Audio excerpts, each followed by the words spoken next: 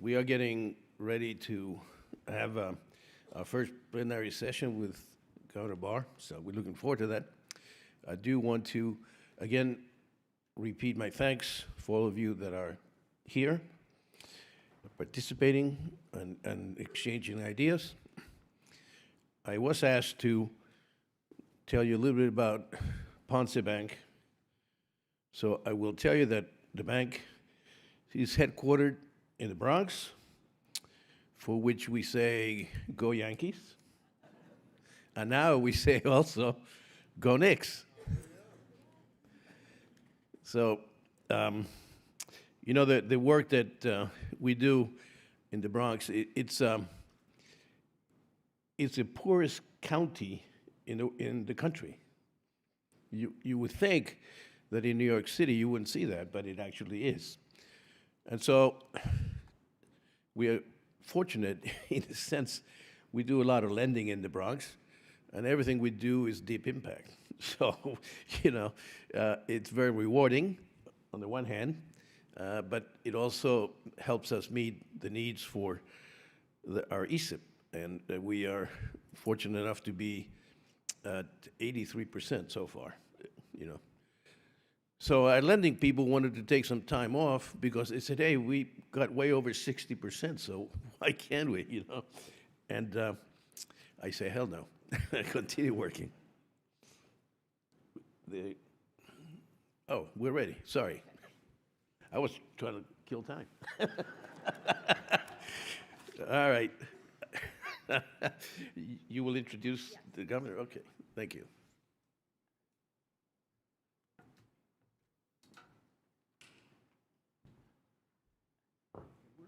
Good morning. Oh, yeah. Okay, so we're going to go ahead and going in. Michael, you know, I'd like to thank you for joining us today and being our kickoff plenary speaker for this conference. For many of you know Michael, but maybe for those that don't, I want to tell you a little bit about Michael. Michael Barr is a member of the Board of Governors of the Federal Reserve System, and he has served there since July of 2022. He previously served as the Federal Reserve's Vice Chair for Supervision from July 22 to February 2025. Prior to joining the board, Michael was Dean of the University of Michigan's Gerald R. Ford School of Public Policy, where he held faculty appointments in both public policy as well as law. He previously served at the U.S. Department of Treasury, where he served as Assistant Secretary for Financial Institutions, as well as several other senior policy positions. And many years ago when I worked in Treasury, I had the pleasure of working directly with Michael, which was a great experience. Now, over the course of his very illustrious career, he has focused extensively on financial regulation, consumer and community finance, financial inclusion, and stability of the banking system.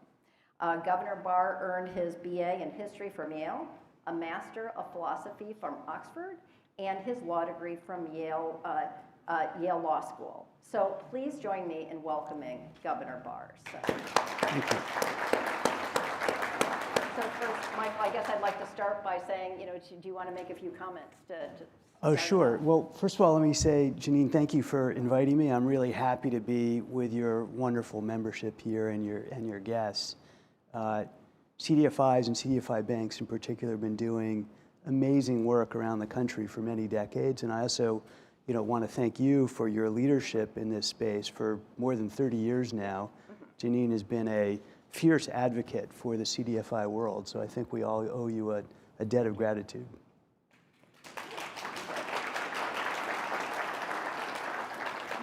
All right. Well, why don't we just sort of go ahead and get into it? And we have some, so starting with some economic questions for you. The University of Michigan Consumer Sentiment Index hit a record low of 47.6 in early April of this year. And that's the weakest weakest reading ever recorded, and that includes it includes the pandemic, it includes the 08 financial collapse, and much of it is driven by the Iran conflict and its real toll on consumer morale. with projected inflation expected to be, jumping to 4.7%. As of May, sentiment still, remains near that low level, with roughly a third of consumers saying gas prices and 30% citing tariffs as the reason for some of the financial strain. So I'm wondering if you could characterize the overall state of the economy right now, and how confident is the Fed in its ability to read what's coming next? Well, I think what the sentiment survey is showing, which makes a lot of sense to me, is that people really, really, really don't like it when prices go up. And that makes a ton of sense. And when I fill my car, I notice that it's a lot more expensive. Food is more expensive. So inflation is really something that the American people rightfully don't like. And if you look back on the path that we've been on, there was a big increase, obviously, in inflation that came with the COVID period. And then that inflation was reinforced with Russia's invasion of Ukraine. And then over the last few years, from 22, when I joined the board, 23, 24, we made a lot of progress in bringing inflation back down. We were on I think, a very smooth path towards 2% inflation. And then the economy got hit with another shock, which is the tariffs that came in. And we saw prices drift back up. And we were looking to see whether those prices would be high, but the price increases would stop. Right. And we're still looking for that. Right. And then we got hit with another shock, which is the conflict in the Middle East, which, as you noted, raised prices for all different kinds of fuels and fertilizer and certain other minerals and things. And that inflation is also now bleeding into the economy. And we're also seeing some inflationary effects from the significant build-out associated with artificial intelligence and data centers. That is putting some upward pressure in the computer and software sector, chips and the like. So that's the picture on inflation. Now, we have a job to get that inflation back to 2%, and we are going to do that. It is going to take some time to work through those shocks. The other thing that you can look at in the economy is the overall resilience of the U.S. economy during this whole period. GDP growth has been very solid, 22, 23, 24, 25, 26. Yep. And each quarter, people have expected consumer spending to decline, and it's held up very well now. Now, a lot of that, you hear people talking about the K-shaped economy. That means that rich people are doing really well. Yeah. And so a lot of spending is on that side. And lower income people are having a harder time, as you know. So that's the basic picture. Now, if you look at the labor market right now is in a very unusual place for the United States economy, which is we have essentially zero net job growth over the last year or so. Yeah. But we have also had basically zero labor force growth over that period. So even though we're not creating a lot of new jobs on net, the unemployment rate has stayed pretty low by historical standards because there aren't as many people entering the labor force. And that's basically because immigration has dropped significantly over the last year and a half, net immigration. So that's the state of the economy. We've got strong GDP growth, in part driven by this AI boom. We have inflation above target because of these shocks from tariffs and from the war in Iran. And we've got a labor market that is in balance, but at very, very low levels of growth. So that's the look at the economy. Sure. Okay. Now, I want to drill down a little bit more so in terms of this is a room full of bankers that all focus on serving low and moderate income communities. So sometimes their experience, sort of with the economy may be different, sort of than what the big indicators say. So, we've been talking about affordability, and it's a key challenge for U.S. households. There was an Urban Institute analysis that found that 49% of American families reported that they didn't have the resources to cover basic essentials to live, securely. At the same time, the New York Feds, their fourth quarter 2025 data shows that average household debt delinquencies reached 4.8%, which is the highest rate since 2017. With borrowers in the lowest income bracket really seeing the brunt, sort of that. And of course, we know interest rates have a bearing on, cost and the pricing of capital, but affordability is very, very complex. Yeah. Okay. So I want you to maybe speak not so much to that big picture economy, but really talk about kind of your assessment of the financial health of households that are below median income, and what signals would cause the Fed to treat LMI consumer stress as a systemic concern rather than a distributional one. Well, that's a terrific set of questions, and I'll do my best with it. But let me just start with most of the low and moderate income communities that I know and that I've visited around the country over the last few years, they're struggling, and that's really hard. And if you're a low and moderate income person and you're seeing these price increases on basic goods, on necessities, you don't really have a lot of wiggle room in your budget. If you're a higher income person, maybe a middle income person, maybe you trade down and you buy less expensive products, or you have less discretionary activity. But if you're a low income person, those things are already gone. So you don't have that room to adjust.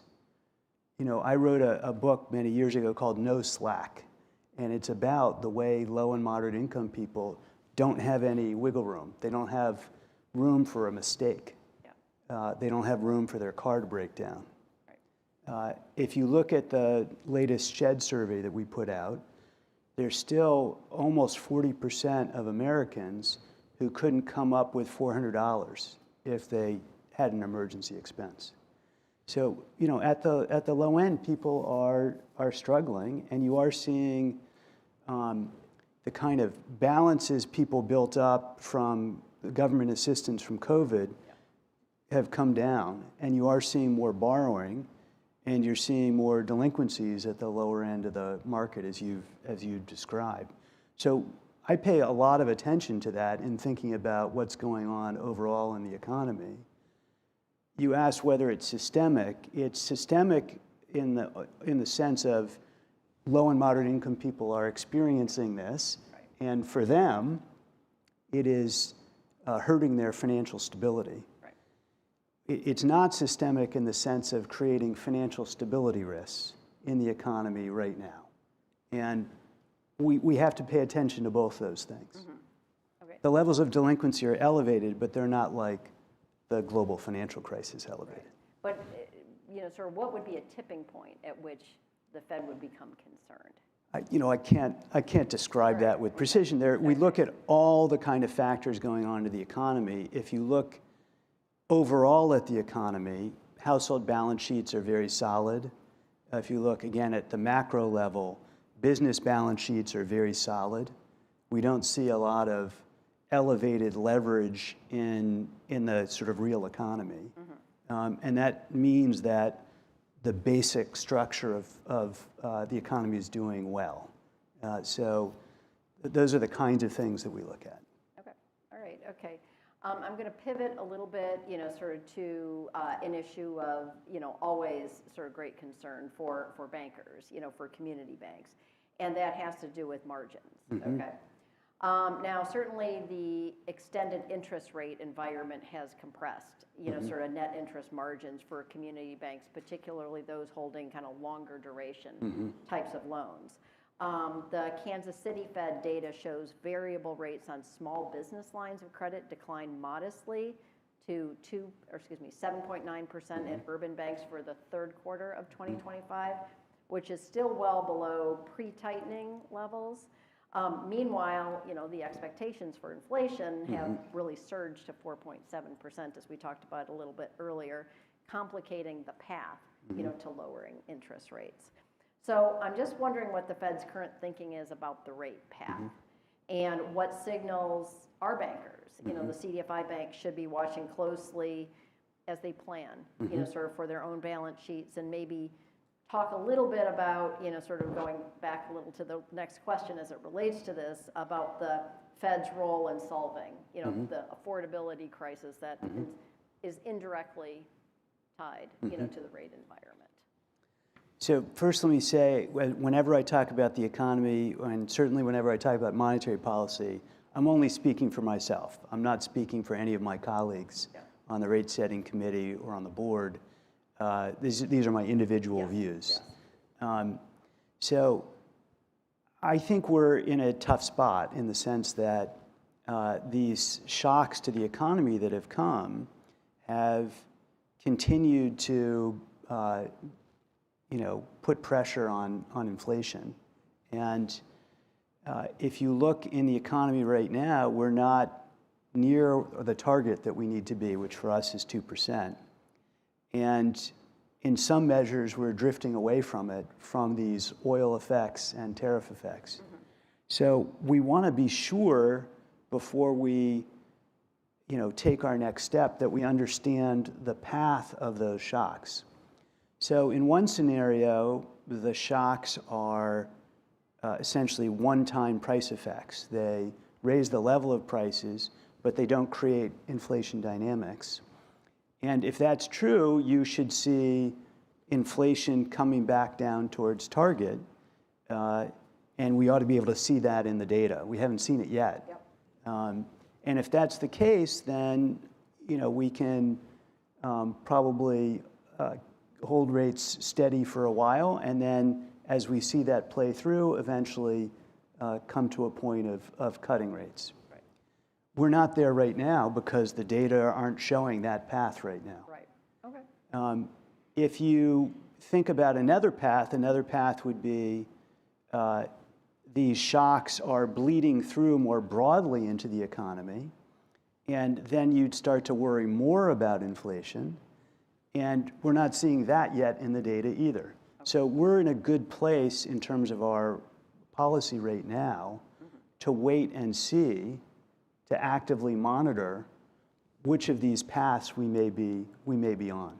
Okay. So I think our current policy is in a good place. My own view is it's likely to stay there for quite some time as we wait to see how this plays out. But there's also the risk that if we see that second scenario described where inflation is extending more broadly into the economy, that we might actually have to raise rates. So those are risks on both sides. Right. And we have to be really attentive to those risks. Now, you said you sort of see we could be in this place for quite some time. Now, based on history, do you have any guesstimate on what quite some time, sort of might be? So people at the Federal Reserve use phrases like, for quite some time, with intentionality. Yeah, all right, all right. So the answer is we'll see, is basically, okay, all right. I'm going to pivot to another topic, which is of great importance to this group, and it has to do with regulatory relief. Okay. Sort of the current regulatory moment, shall we say, is being framed broadly as relief for banks. But much of the efforts that we have seen, sort of from the current administration really seems to be targeting the constraints on larger financial institutions. Now, for the CDFI banks that are sitting here in the room today, which tend to be, they are certainly smaller banks. Everyone is a small bank, sort of by definition. But they're typically well-capitalized, relationship-based. They're not really a source of systemic risk in any way, shape, or form. So what does kind of this deregulatory environment mean for them? And do you see any kind of meaningful relief for, smaller banks, mission-driven banks, or is this pretty much a large bank effort? Well, let me just start by saying, as I said at the outset, the work that you all have been doing over many, many decades, I think is really just an absolutely essential part of our financial system. The work you're doing to serve low and moderate income communities wouldn't get done without the work that you're doing. And I've seen many, many times when a CDFI bank is serving a community and doing well, then the bigger banks say, oh, well, maybe I can get in there and get involved too. So you're kind of showing the way. And so the work that you're doing is essential. And I think, overlooked in the current context. And, for my part, when I look at the deregulatory efforts that have been going on so far, they are benefiting the very largest banks in the country. So, in the package of proposals and final rules that have been issued, the 8 largest banks in the country, the GSIBs, got $65 billion in capital relief. Yeah. And that's now going into share buybacks and higher executive compensation. I mean, people should be paid for their work, but the share of executive compensation as a share of revenue went up by 18% from last year, and the share buybacks are up 66%. So that's not benefiting communities around the country. Right. It's not benefiting community development banks. And I think that's a problem. I think long-term it raises concerns that we will increase the risks of financial stress in the system. Not today or not tomorrow, the banking system is very, very sound. But over the long term, as you see lower levels of capital and less supervision, you increase the risk that down the road there might be a problem in the financial sector. And that hurts all of the work that you do. All right. I want to go another regulatory issue, and that is talking about CRA. Now, last year, the Fed, the FDIC, and OCC all, issued to, they basically rescinded the 2023 CRA final rule and reverted back, sort of the old framework that we've had in place since 1995. As you well recall. Yes, yes. It was sort of, the comments and all that, sort of the multiple sets of comments, that was a very long process to get through. Over the past 25 years, CDFIs have been trying very hard to be explicitly recognized in CRA. Now, CDFIs that are nonprofits have been fine because nonprofits by definition are recognized, but mission-focused banks and credit unions, it has been a less clear picture. For larger banks to be providing financial support, partnering, doing other types of things. There's always been a little bit of hesitation because, well, we don't really know if those are we really going to get the CRA consideration for it? So certainly, rescinding the rule, where we finally got that recognition, I have to say, from our advocacy perspective, was certainly a loss, but that was a set of provisions. There were some things that were more controversial, but that was a set of provisions that everybody seemed okay with, at the agencies as well as in the banking industry generally. So, sort of given that there was pretty broad support for that set of provisions, sort of do you see any scenario, sort of under the current framework where, sort of all CDFIs, including the CDFI banks and credit unions, can get that explicit recognition? Is there a path forward on that, or can you talk some about that issue? So let me say first on the CRA rule process, I strongly supported the 2023 rule. I thought it was a terrific advancement for CRA, for American communities. I thought it was lawful and appropriate and balanced the needs of banks and community groups and nonprofits and CDFI banks and all the communities that they serve. I think it was actually a wonderful advancement. And the banking industry then sued us. Yep. Which has never happened before, I think, under CRA, and sued to block the rule, and they went to a district court that was known for being anti-regulation, and that's where they filed, and they won in the district court. Yeah. and it went up on appeal, and we were concerned that if we didn't go to the court and rescind the rule, that we would have a negative legal ruling on the books that was wrong in my judgment, but a negative legal ruling about CRA that would harm communities for decades afterwards. Right.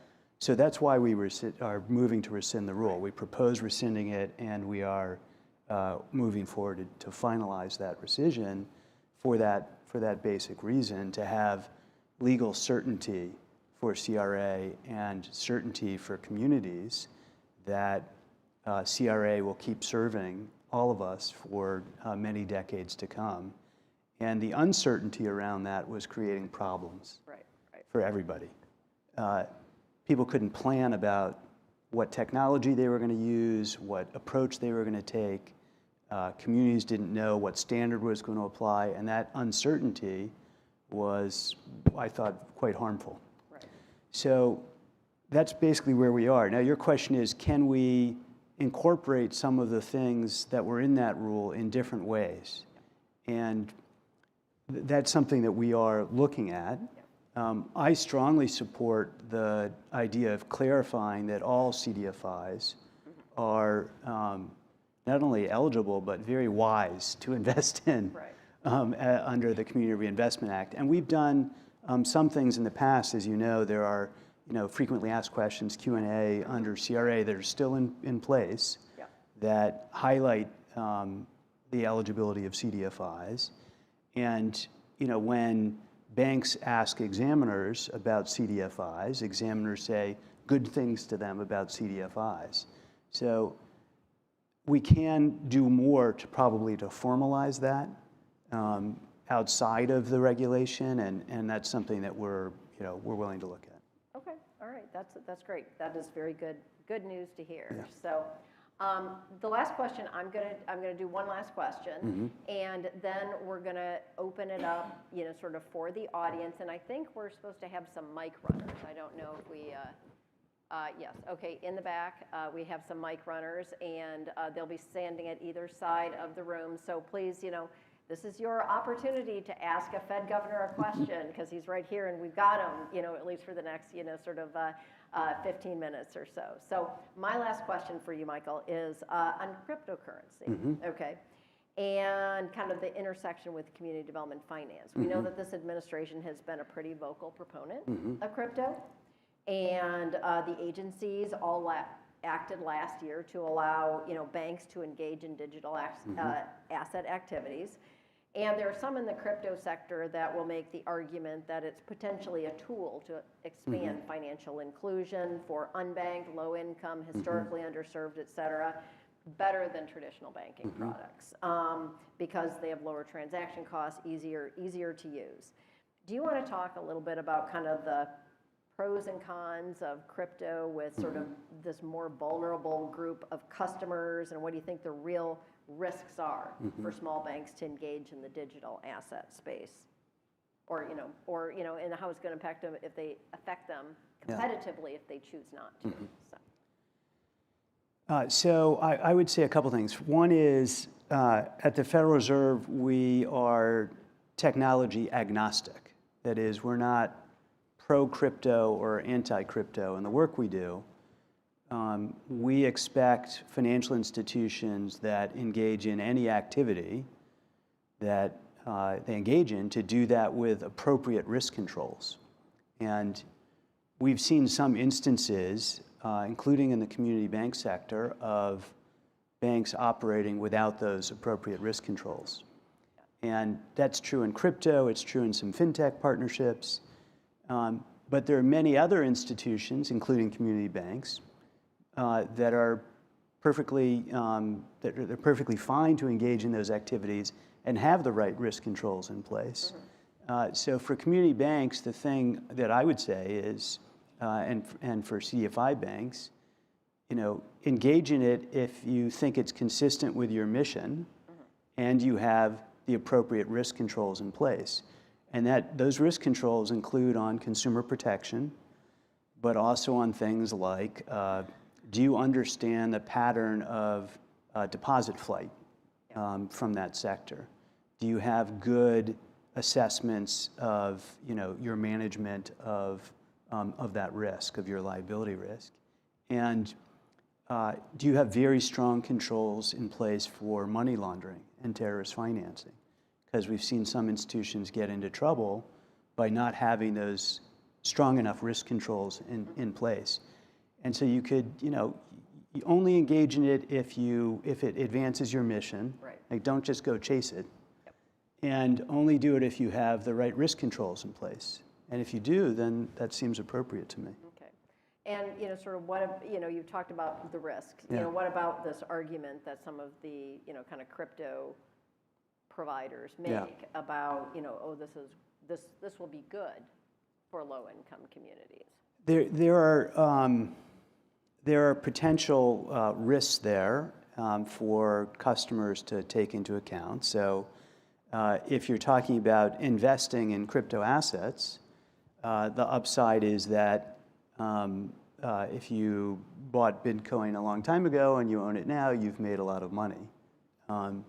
The downside is that they're very volatile.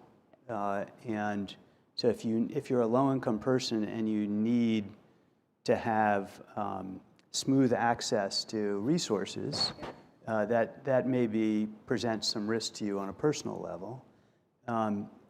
If you're talking about stablecoins, we now have a framework in place under the Genius Act for stablecoins to operate in the United States. Those are mostly used today to trade crypto. But there's an idea that they might be used in more everyday transactions. I think that's probably a longer-term thing. Yeah. There might be more use in cross-border transactions, potentially, as a first step beyond that crypto asset trading space. It might be used, in addition to remittances, it might be used for trade finance, or some people think it might be used for, if you have a multinational corporation, they might use it in their treasury function to move cash around the world and have improvements in liquidity efficiency.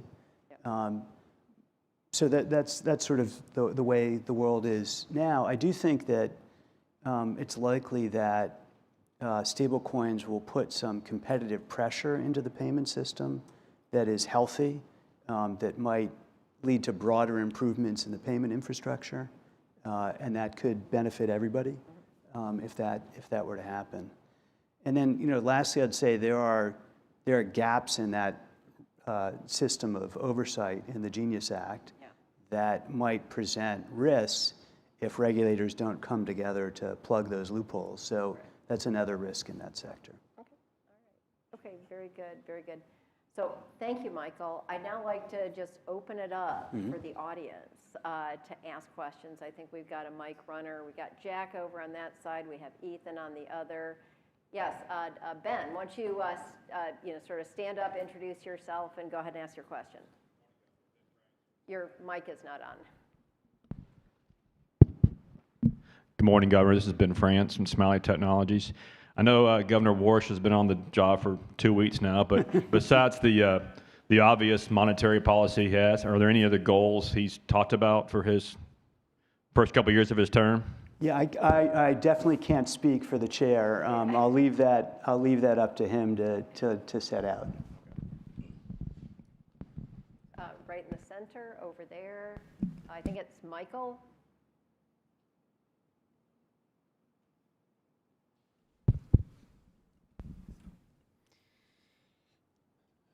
Governor Barr, thank you so much for being here. We really, truly appreciate your time and your expertise.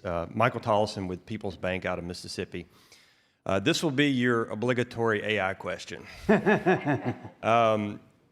Obviously, I think we all know that every sector of the economy either is or will soon be impacted by AI. This is a room full of community bankers, and our, specifically CDFI banks, our core competency is knowing our customer, providing personalized service, particularly for LMI customers. So we're all trying to find the right balance between using AI for its efficiency without losing that core competency. So I guess my question to you is kind of two-part. One is, what do you see as the Fed's role in helping us kind of navigate this new paradigm? And then also, I guess the secondary question would be, how do you see the Fed using AI? Thanks. It is an obligatory question, so I appreciate it. Look, I think, let me just say some broad comments and then talk about CDFIs and the Fed. So I think AI is likely to be a significant technology that will broadly affect, over the long term, in positive ways, our economy. So I think AI is likely to be the kind of technology that will become widespread and that will improve productivity throughout our society. So I think just as bankers, thinking about that as the long-term trend is I think, an important thing. And then in the shorter term, AI may be significantly disruptive to labor markets. So trying to think about how your customers and your communities will be affected by AI, you have to think about the potential for that labor market disruption and how you might assist your community through what could be a period of rapid change. In terms of using the technology yourselves, I don't think you should seek our advice. This is a technology that is moving so rapidly. I once a quarter, I kind of check in with folks in the AI world. And sometimes I go out and visit them in Palo Alto and the area around that. And once a quarter is way too long to check in. Every probably 5 or 6 weeks, there's a significant advancement in that field that is significantly improving either the data absorption or the training on that data or the models used. The technology is moving very, very fast. So, I was involved, back 15 years ago in the creation of the Consumer Financial Protection Bureau. And before it got formally launched, we were doing work to think about what technology it would use. And I spoke to a very, very senior person in a very large technology company. And I said, I need your most experienced person to come out here and work with us on launching the CFPB to make sure it has the right technology. And she laughed and she said, no, what you really need is an 11-year-old. Okay, yeah. So don't come look to us for advice about advancing this technology. Yeah. It's moving very fast. And I think that you're going to need to, with appropriate guardrails on what you do, experiment a bit with how it's going to work best for you.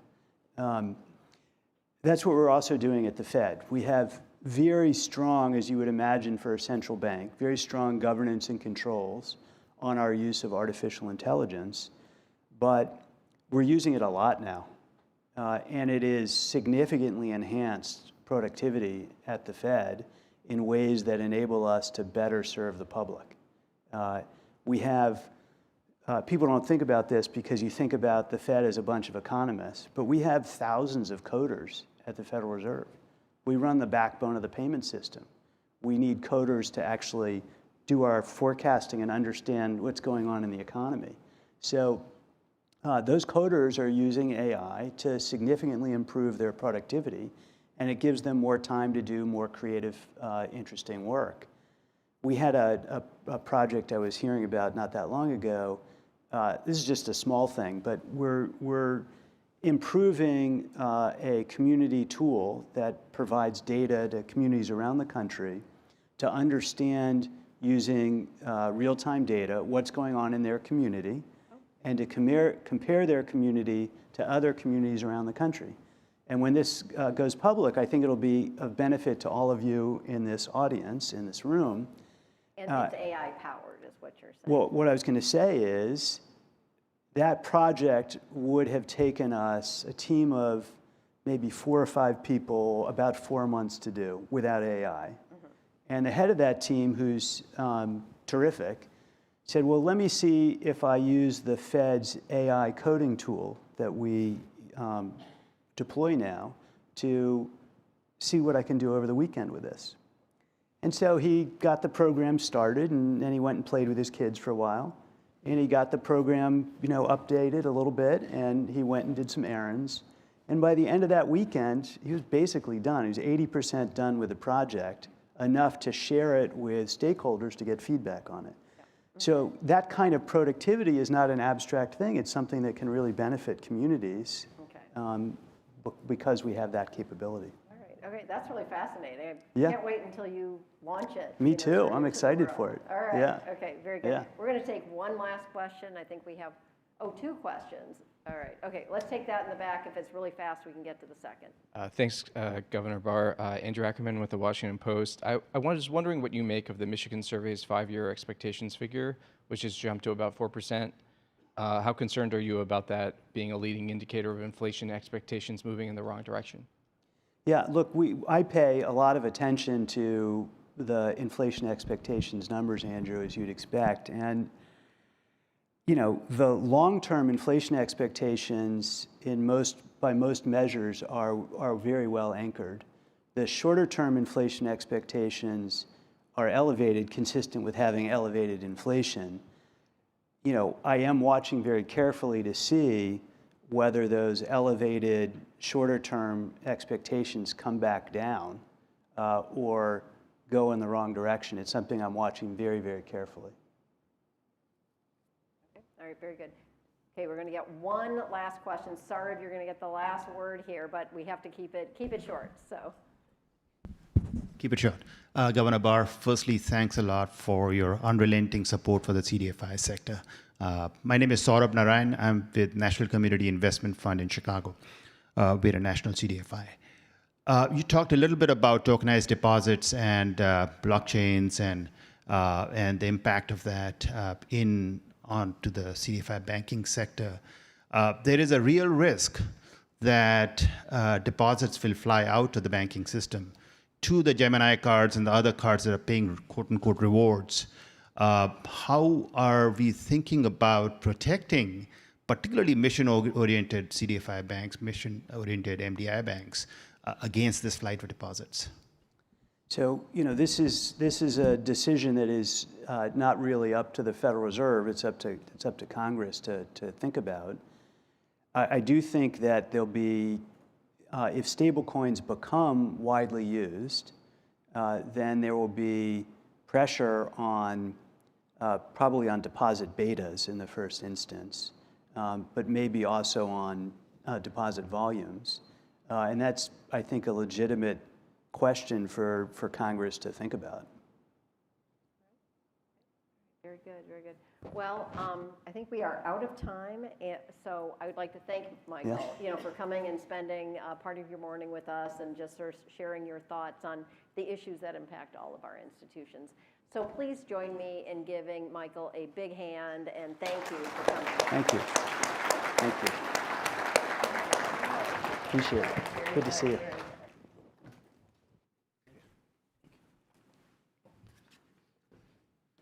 Okay, thank you. We will now take a break for the sponsor exhibit in the atrium. The sponsors are really essential partners in the work of community development banking, so we hope that you will spend some time learning.